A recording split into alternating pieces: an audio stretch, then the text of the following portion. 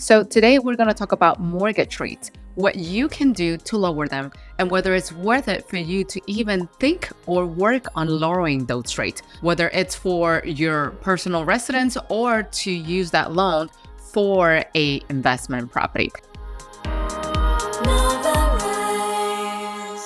So just to elaborate a little bit more, let's suppose that you saw this house for $350,000 and you went to this bank, the bank around the corner, let's just call it that, and asked them for a mortgage. So they said, yeah, sure, we're going to do that. Let's just work on qualifying you and do all the paperwork and you can come back and close in 45 days, right?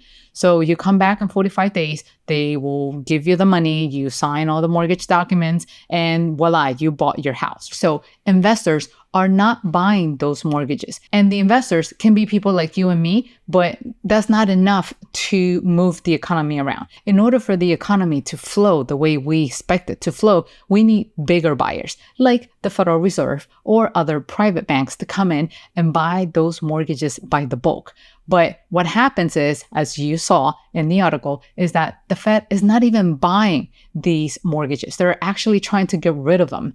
And what happens when the Fed or any other bigger institution stops buying for the mortgages? There's not enough liquidity going around in the banks, and therefore the banks need to figure out another way to make money, and that's you. And because of that, you're now paying the higher interest rates. Now, one of the things that I've been doing to buy real estate is to negotiate the rates with the mortgage brokers. So whenever I see a property that I like and the numbers meet my investment criteria, I ask my mortgage broker, is there something I can do in order to bring down the interest rates? And typically what they're going to do is to offer you the chance to buy points.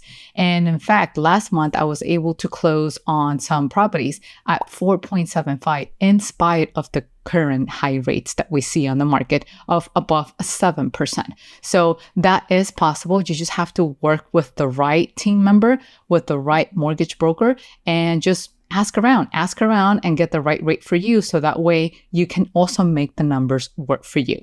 Okay, so first things first, before we move into the nitty gritty, I wanted you to get familiar with the concept of a point. So every time you deal with a mortgage broker or lender, they're going to talk in terms of points. So I'm going to offer you this rate for this much points. I'm going to offer you this rate for point, right? So 1 point, each point is the equivalent of 1% of the mortgage or 1% of the loan that you are taking out, right? And please keep in mind, not all lenders work the same way. The scenario that I'm about to share with you was based on my credit profile. So these were, let's say, the rates and the points that were offered to me. But again, every lender works differently, and especially if your credit profile is different than mine. So the numbers that I'm about to share you, just, take it for educational purposes. It doesn't mean that you're going to get the exact same rate. Okay. So let's go ahead and break this down into the following. So we have percentage and we have points, and followed by the cost, the equivalent of those points and costs. And then lastly, we're going to talk about the mortgage payment, right? So when I spoke to the lender for the first time, they offered me 3 rates, right? So the first rate that was offered to me was 3.875% for a 30-year mortgage, and that was going to cost me 1 point. Then the next rate that was offered to me was at 3.99%. And the cost of it was 3/4 of a point, which is the equivalent of 0.75. And then the next rate that was offered to me was 4.5% at no cost whatsoever. So what does that mean? That means that if I chose to not negotiate the rates to a lower rate, I wouldn't have to pay any points, just like you will see here. And I will wind up with a mortgage for the next 30 years for a rate of 4.5. But I figure, hey, they're giving me an option, so let me just take this into consideration. So like I said, back here, 1 point, it's 1% of the mortgage. So in my case, the mortgage that I was applying for was for a total amount of $164,925. So 1% of this will be $1,649. and 25 cents. And 0.75% of this amount right here would have been 1,236 and 94 cents. Now, how does it translate to savings in your mortgage, right? So here's the interesting part. So if I would have gone with the option of 3.875% for the cost of 1 point, my mortgage payment on a monthly basis would have been $776. Now, if I would have gone for the second option at 3.99 for 3/4 of a point, my mortgage would have been $786. And then if I would have taken no offer whatsoever, I would have gone with the 4.5 rate, my mortgage would have been $836, right? So now in terms of savings, I wanted to see how much was the difference on a monthly basis, because I want to make sure how much can I possibly get out of it in cash flow. So if I were to go with the second option right here, the savings would have been for $50. Now, if I would have gone for the option at 1 point, the savings on a monthly basis would have been $60. So my mortgage would have been either $60 cheaper or $50 cheaper, depending on the option, right? Now, if you're enjoying this episode, do not forget to hit the like button right here so you can help this episode rank and help others like you looking for information of this kind. So if I would have gone with the option of paying a full 1 point, right? A full 1 point would have cost me $1,649 and 25 cents. And as we mentioned over here, the total savings would have been $60. So when I divide these numbers, that means that it would have taken me somewhere between 27.5 months to recuperate the investment that I made here. But if I would have gone with the second option, which was paying 1/4 of a point, 1,236 and 94 cents for a extra cash flow of $50, then the timeline would look like this. So 1,236.94 divided by 50, that would have taken me a total of 24.7 months to recoup the money. So for me, this option right here made a lot more sense, because the difference here, we're talking about almost 3 months. Almost 3 months just to make an extra $10 per month. When you multiply this by the 3 months, what? All of this to make an additional $30? Like, to me, it didn't really make any sense. So in my case, in my scenario, the second choice, paying 1/4 of a point and lowering my rate down from 4.5 to 3.99 seemed to be the best option for me. However, I wanted to be sure that I was making the right decision. So instead of just leaving things as it is here, I decided to take my calculations down a notch. So I decided to calculate the return, right? So if I were to take $60 a month, right? Option 1, multiply by 360 payments, because a 30-year mortgage has a total of 360 payments, would have left me with an additional cash flow of $21,600. Now, comparing that to option 2, multiplying 50 times 360 would have given me an additional cash flow of $18,000. Why do I say it's additional? Because if I would have taken no discount or wouldn't have bought any point, this would have been my monthly mortgage. But I was trying to see if it was worth it to pay the extra premium so I could lower the mortgage payment down to $776 or $786.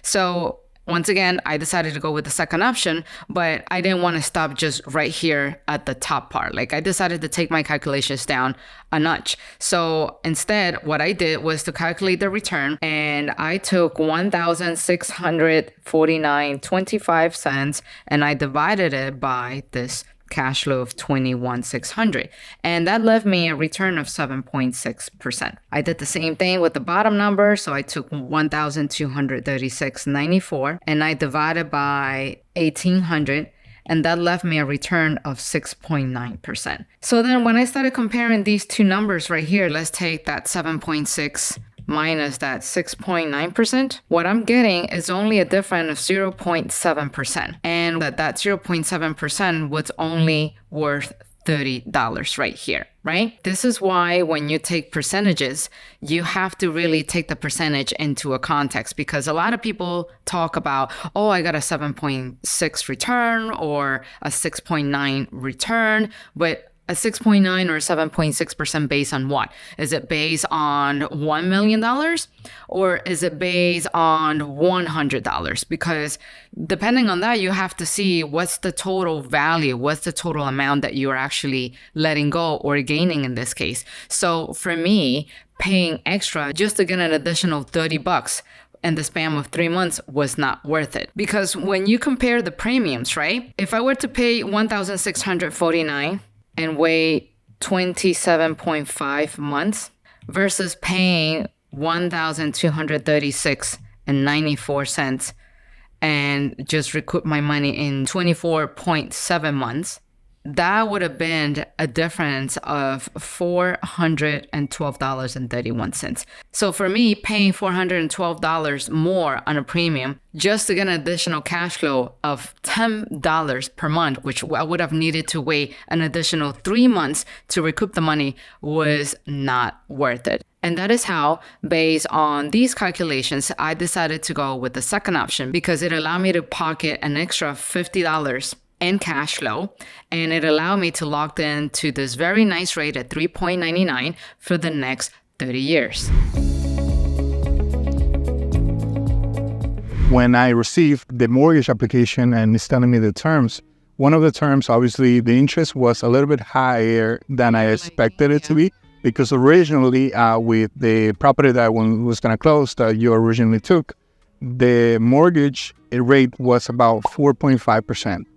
And I was like, times and the rates were actually lower market-wise. And now with this new application, with the new terms of that mortgage, it was 6.5%.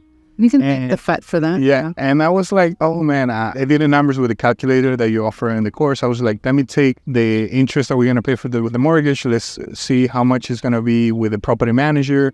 Let's see how much are we going to pay in expenses for the property as well. And at the end of the month, I was going to end up with like $100 a month with cash flow. And I wasn't bad, but it's not bad. For you. It wasn't enough for me because you wanted more. I wanted more. So what I told the lender, is there a way you can lower these interest rates? Is there something I can do? And my expectation was, okay, I don't have to pay anything extra. Maybe if I ask nicely, they will lower that. But obviously, it doesn't work like that in this world. They wanted money. And the lender told me, okay, there's something that I can do for you. You can buy with points. And instead of paying 6.5, the new mortgage was going to be like 5.65%, which was going to be a tremendous amount of savings on the long term of the mortgage. And I was very happy with that. And obviously, it's not for free. And in this case, the lender was going to charge me like about $3,000 just to reduce those interests from the original terms that I got with the mortgage. And after negotiating those points, the cash flow that I got was $350 a month. Which is definitely higher and much higher. It makes you a lot happier than the $100. Oh, yeah.